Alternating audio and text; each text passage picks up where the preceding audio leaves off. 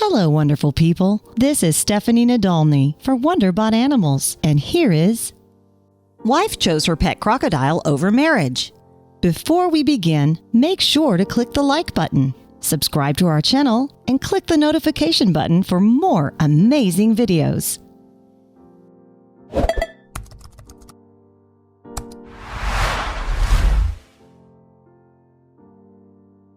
A mother of one chose a crocodile over her husband after he gave her an ultimatum in a desperate attempt to save their marriage. Vicki Lowing, 52, has hand-raised the crocodile, called Johnny, for 13 years. It roams freely around her home, sits on her lap when she watches TV, and sleeps in her son's bed at night when she is not there. She claims the reptile is like another child, so when her husband Greg forced her to choose between Johnny and him, the choice, to her, seemed obvious. Miss Lowing, who has looked after ill and abandoned animals for decades, found Johnny left on her doorstep in 1996 by an anonymous person. The 1.5-meter-long female was underweight and badly neglected.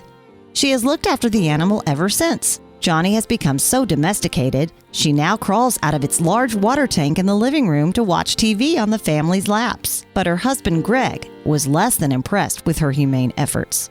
Finally, he ordered her to choose between him and the crocodile. In 2005, the couple divorced after a lengthy separation.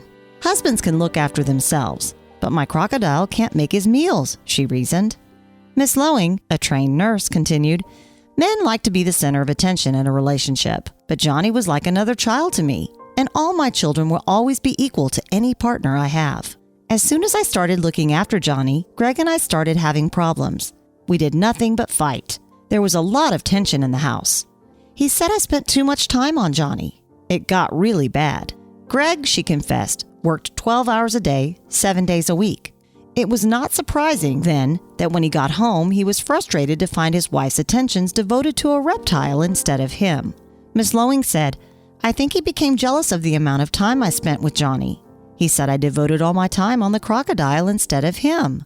When he finally snapped and said it was the crocodile or him, Vicki didn't think for a second.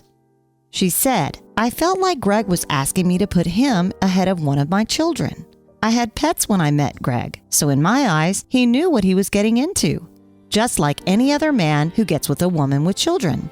I had given up a lot of other things in the relationship, but I won't give up what I already had before I met him, and what he knew I came with. She added, Greg tried to get involved in my passion in the first few years of marriage. I was a volunteer with an animal charity, and he would come out on rescues and try and help, but he always felt like he was second best. He thought the animals meant more to me than him, but that wasn't the case. They were just equal. In the end, he couldn't handle his emotions, and I wouldn't give up on my animals. I chose my crocodile over my husband. We sold our place and went our separate ways. It's a real shame, but it happened.